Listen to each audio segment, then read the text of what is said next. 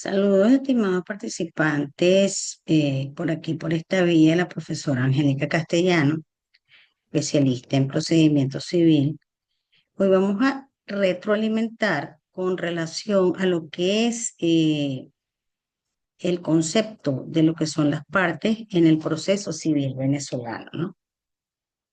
Eh, Podríamos decir que el concepto es aquel que en nombre propio, en cuyo nombre se pretende la actuación de una norma legal y aquel respecto del cual se formula esta pretensión, tiene calidad de parte aquel que como actor o demandado pide la intervención de los órganos jurisdiccionales para que se le proteja. O sea, cualquiera de nosotros, en cualquier situación que se nos presente a nivel eh, tribunalicio, por decirlo de alguna manera, o solicitar al juez algún tipo de ayuda o algún órgano jurisdiccional, nosotros somos partes en ese proceso. Este, por cualquier situación jurídica que se presente, obviamente, siendo que las partes polarizan los intereses objeto de discusión y planteamiento en un proceso.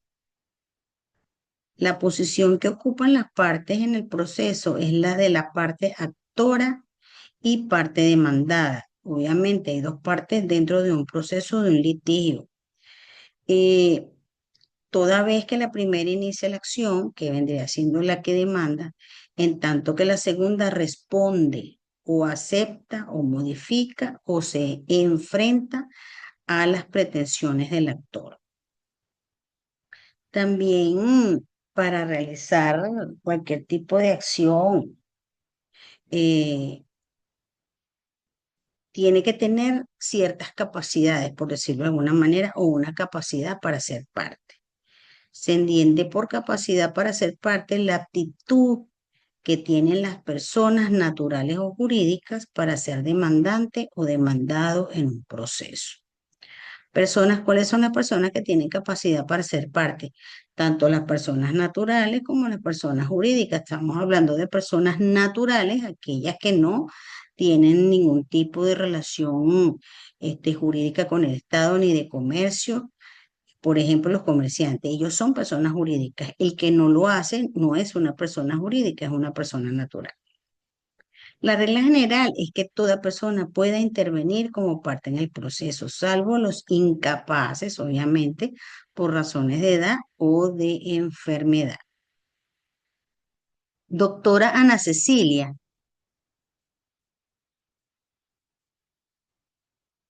doctora Ana Cecilia, Buenas tardes, profe, ¿me escucha? sí, cómo no, ¿cómo estás? Muy bien, ¿y usted cómo me le va? Bueno, estamos aquí conversando con relación a lo que son las capacidades. Usted tendrá por ahí el Código de Procedimiento Civil, Lo tengo acá en digital. lo tiene en digital. ¿Se encuentra en su trabajo? No, no, estoy aquí en casa. Es que no le veo la carita. Ah, voy. ¿Me podría leer el artículo 136 si es tan amable? Ujú. Ya voy. El artículo 136. Ahí está bien.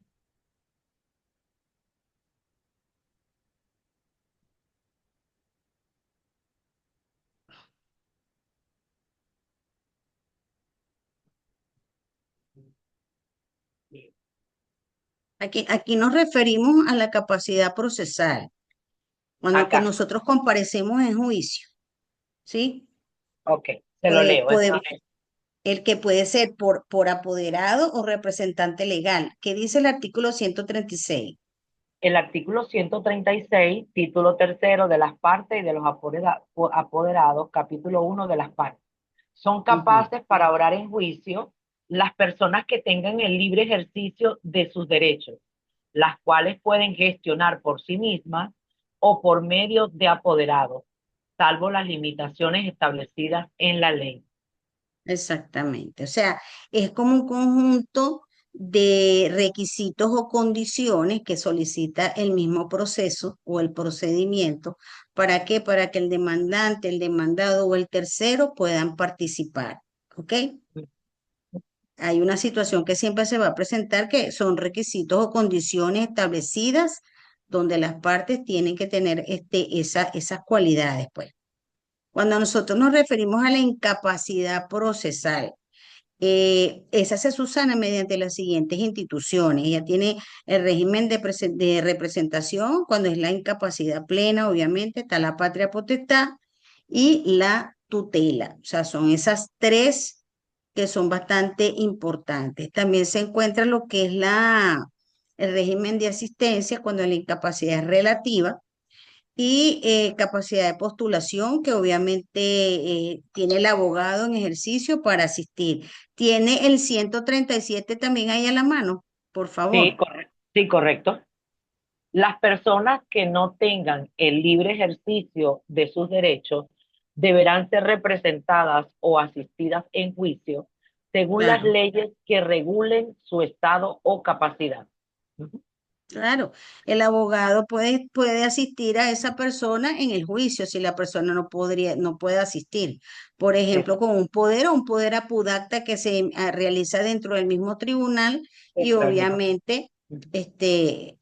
se puede pues asistir al cliente sin ningún tipo de problema, porque ese poder apudacta le da ese poder, por decirlo de una forma es muy redundante, pero es como el poder que tiene el abogado para poder representar a esa persona. Exacto. Eh, ¿Usted trabaja en los tribunales? No, Ah, no, pensé que yo trabajaba en los... soy docente jubilada. Ah, usted es docente jubilado, ok. Ujú. Bueno, tenemos también la cualidad. Cuando nosotros nos referimos a la cualidad procesal, es la legitimación en general de las partes, ¿no? Es como un derecho subjetivo, pero tiene nombre de cualidad porque se distingue de la capacidad. Está la cualidad activa, que viene a ser la prueba de designación subjetiva, y está la cualidad pasiva, que es la prueba de designación subjetiva por parte del demandado. Entonces son cosas totalmente distintas. Está también la legitimidad ad causam, que es activa y se refiere a la cualidad del demandante, y de la legitimidad ad causam pasiva. Entonces, vamos a leernos el artículo 16 del Código de Procedimiento Civil.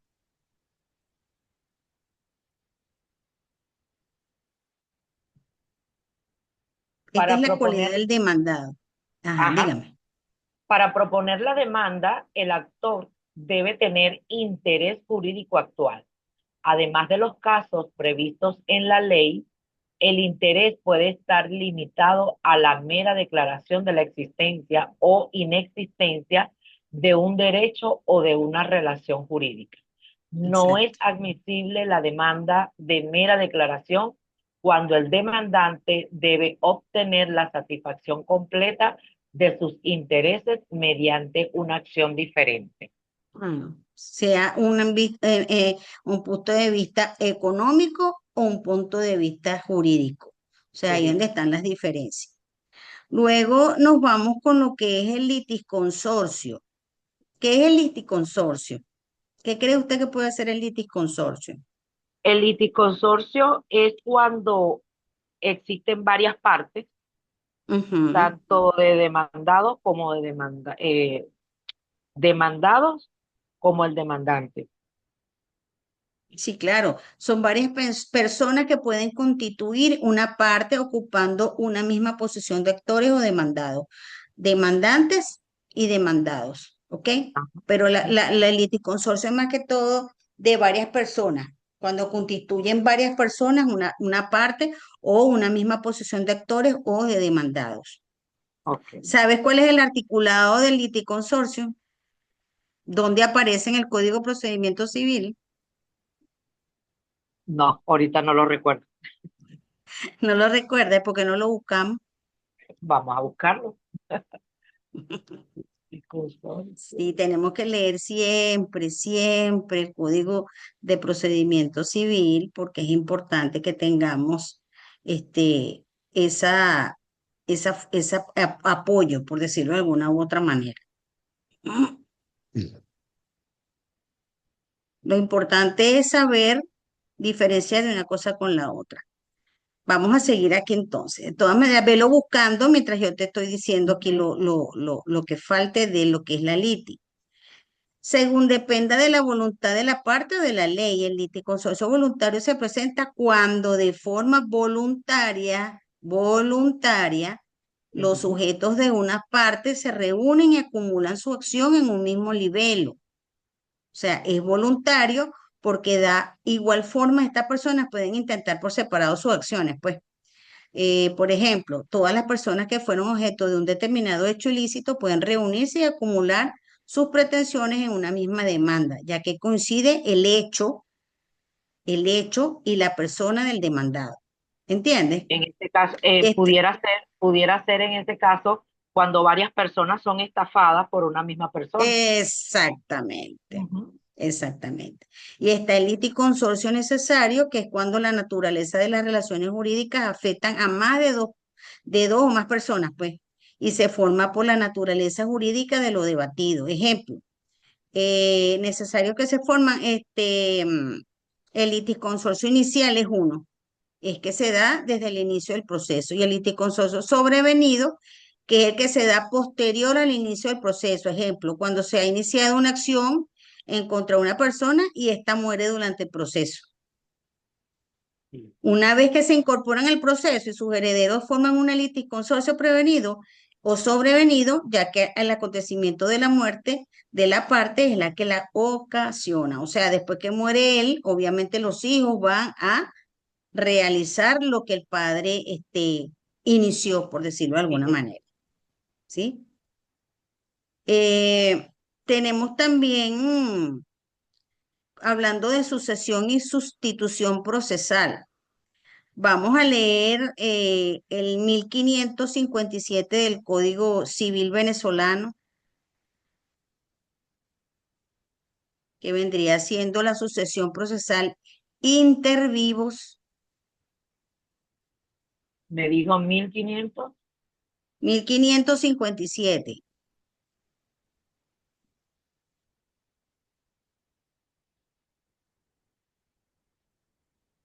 Nada más que llega hasta el 946, profe, este que tengo aquí. 1557.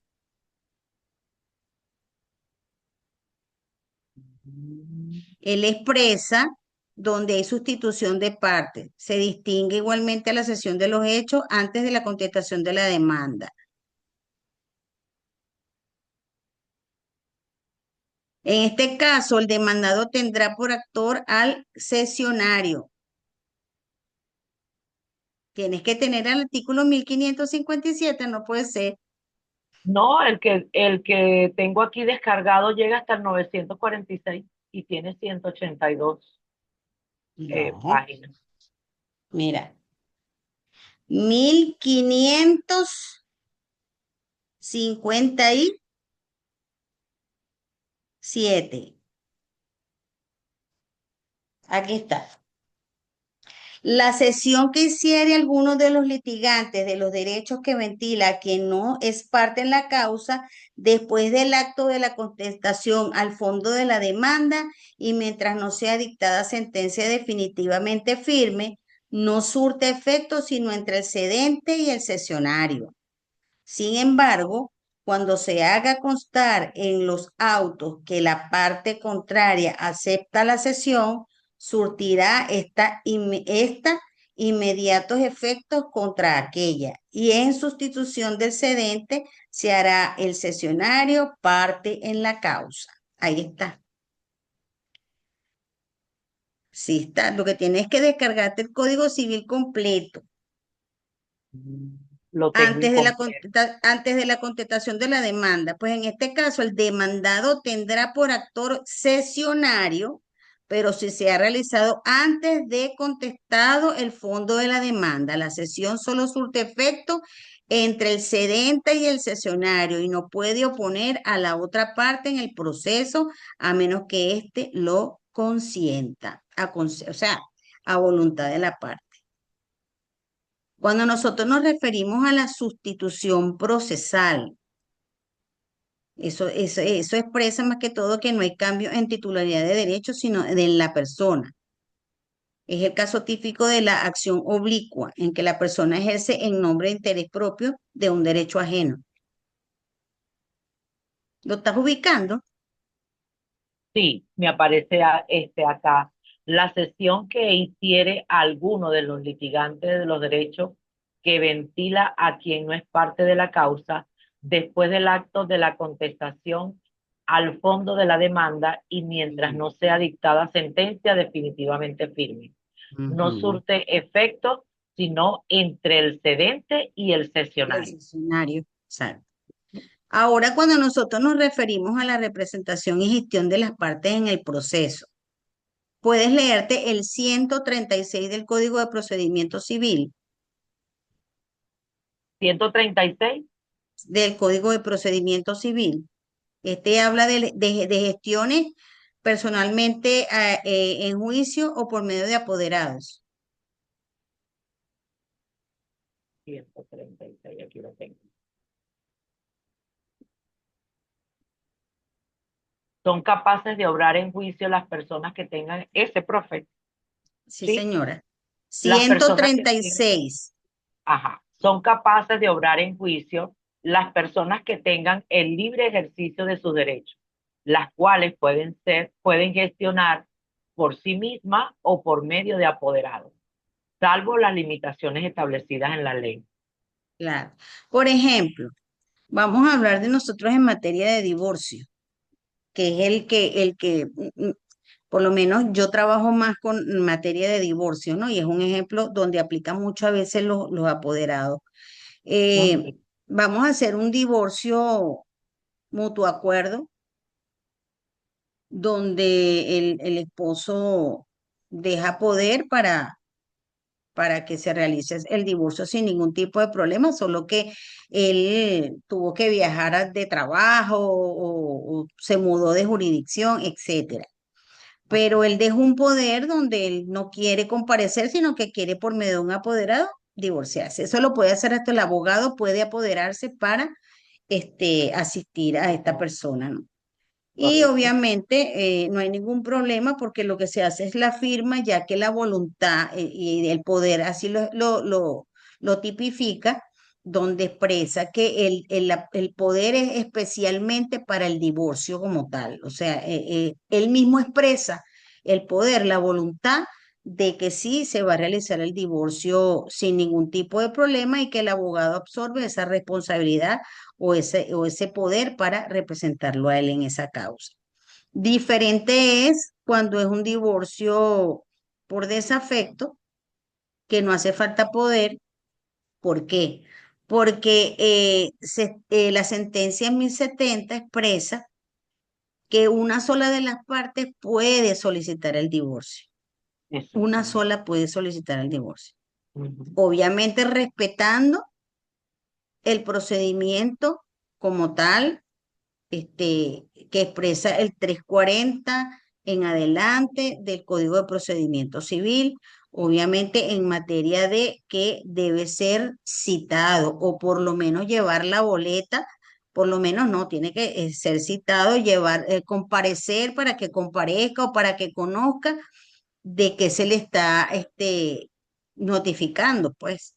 Entonces, Ujú. si el señor está, no está, va o no va, ya es cuestión de la persona, pues. Pero con el simple hecho de enviar la boleta del tribunal a esa persona, ya se da por notificado, obviamente que Exacto. lo reciba alguien que sea familiar de la persona y ya podría realizarse dicho trámite de divorcio o la solicitud del divorcio, porque en este caso no hay ningún tipo de inconvenientes, ¿no? Porque la parte como tal estipula y absorbe lo que dice la jurisprudencia de 1070. Si quieres, puedes descargarla y puedes leerla y vas a Ujú. ver lo que dice la sentencia, que es bastante interesante. Ok, sabes que mi hermano se divorció y él, claro, por desafecto, pues. y la abogada que le inicia el proceso para el divorcio mm. dice, no, es que tenemos que esperar que tu esposa esté aquí en Venezuela porque tienen que comparecer los dos ante el tribunal. Por Y yo le digo, pero desafecto. por desafecto, yo digo, pero es que entonces si no lo está haciendo por el 1070. ¿Por No, qué? porque es que él lo Porque que es que tiene con que hacer es, una sola de las partes puede mm, comenzar el proceso. sí, no, lo que pasa es que a la otra parte tiene que notificarla sí por sí. Sí, O sea, claro, claro. Por- ella tiene que conocer la situación que se está presentando en el tribunal con relación a que su esposa ya no quiere vivir más con él. Él tiene que conocer porque esa es parte de las exigencias del Código de Procedimiento Civil. Las partes tienen que Exacto. conocer lo que está sucediendo, ¿no? Sí, es que Pero obvio. ella también estaba en acuerdo y tenía el conocimiento. Bueno, Lo que pero a mí me también pudieron haber hecho fue pedirle una audiencia con la juez y hacer telemáticamente una llamada y que ella eh, expresara la voluntad y listo, pues. No había también, ningún tipo de también. inconveniente. Sí, pero Ujú. eso allí yo le dije, no, este procedimiento de la abogada está equivocada, porque si es por desafecto con que él solo, y luego dentro de ese proceso a ella se le notifica, pues.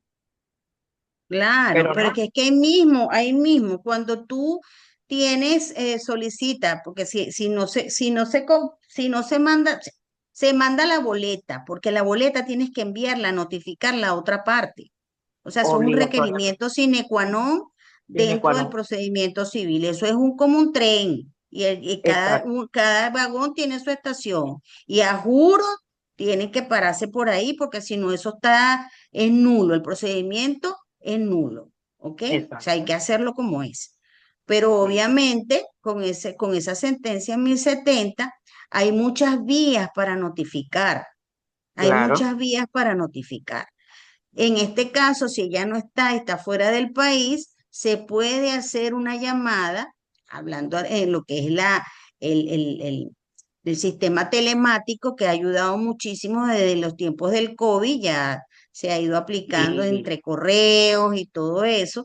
la Entonces verdad lo que que hacen sí. es hacer la llamada y ella misma sale en su llamada presencial, en este caso telemática, pero está ahí y le dice a la juez, mira, no, yo no me quiero seguir con esa persona y obviamente sí, yo estoy de acuerdo, aunque no debería porque es una de las partes la que está solicitando el divorcio, pero de igual manera hay que respetar lo que son los procedimientos, pues, y en este Ujú. caso, ella lo más sensato es que todas las partes estén de acuerdo, que todas las partes expresen esa voluntad y listo, no hay ningún problema, pero es también falta como por decirlo de alguna u otra manera, de pilas del abogado, porque podemos hacer una llamada y decirle a ella, mira, hoy vamos al tribunal, vamos a hacer la llamada telefónica para que le expreses al juez que ya, que no, que todo está bien y no ha pasado nada, pero eso es todo. Exacto.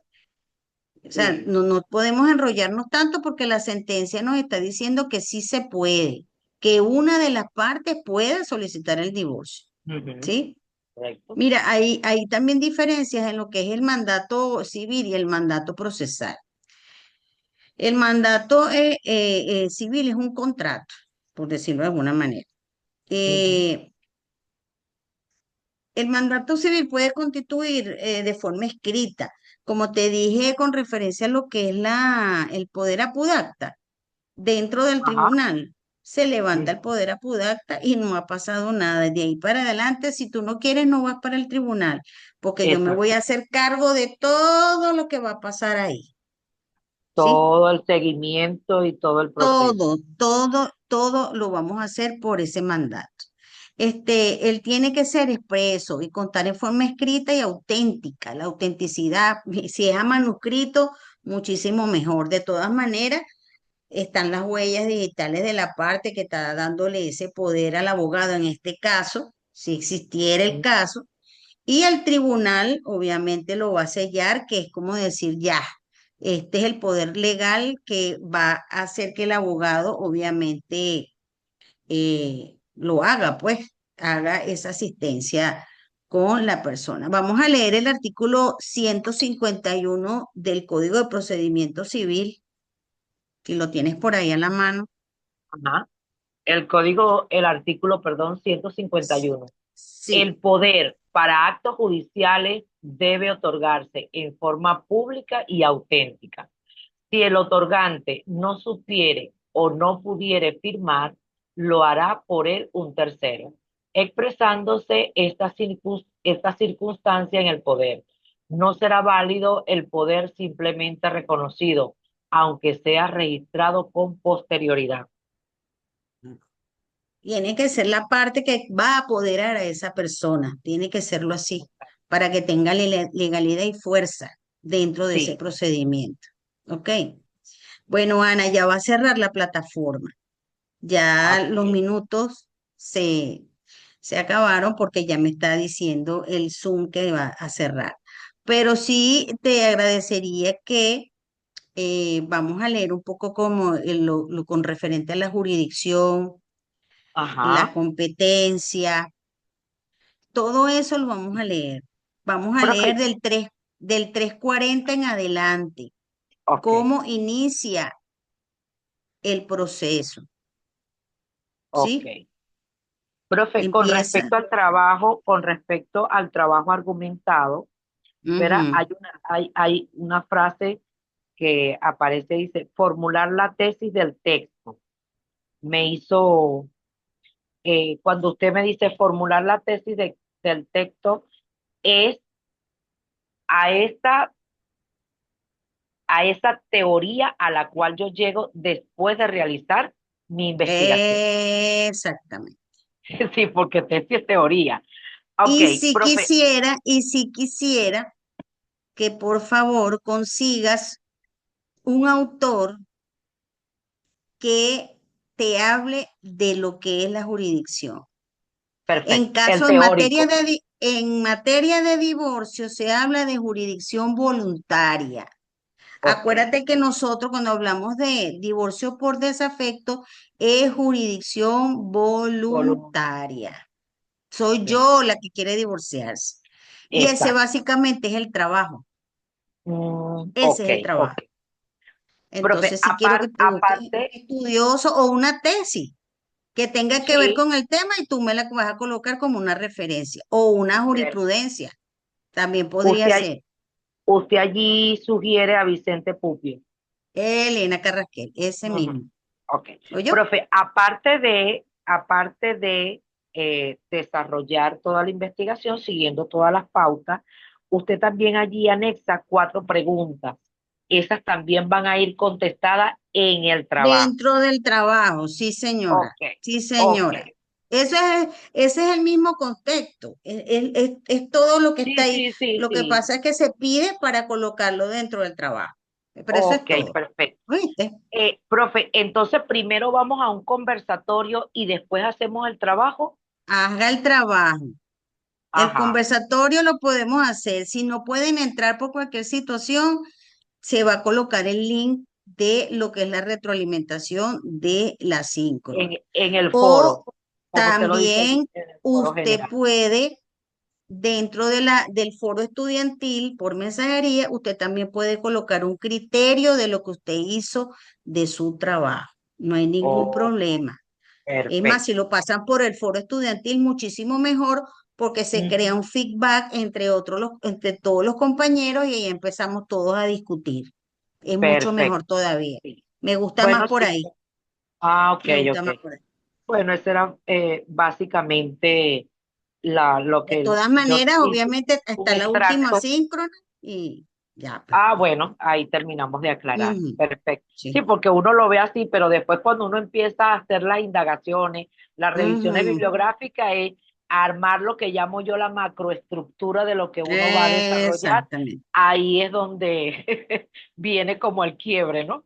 Pero No, bueno, ahí no hay ningún nada. próxima. Eso va a estar espectacular. Sí, sí, Este es proceso, esto no es sí, metodología. sí, sí. Sí, esto Lo que es pasa, puro lo que pasa es que procedimiento. Lo que pasa es que yo soy mala, aparte de, metodología. Ah, no, Ese, bueno, pero es esa es que mi aquí lo especialidad. que se pide es la estructura del trabajo como lo pide el manual de trabajo de grado de la UBA. Aquí lo Exacto. que queremos es discutir el procedimiento, aquí no nos vamos a guiar a la metodología. Claro, tiene que estar bien estructurado, obviamente, pero aquí no hay Ujú. preguntas metodológicas. Aquí lo que vamos es a hablar de lo que está pidiéndose en el trabajo. Se va Ok, a acabar. perfecto. Bueno, querida Ana, un placer. Bueno, profe, igual, que esté muy bien. Bendecida Igualmente, tarde. gracias, igual.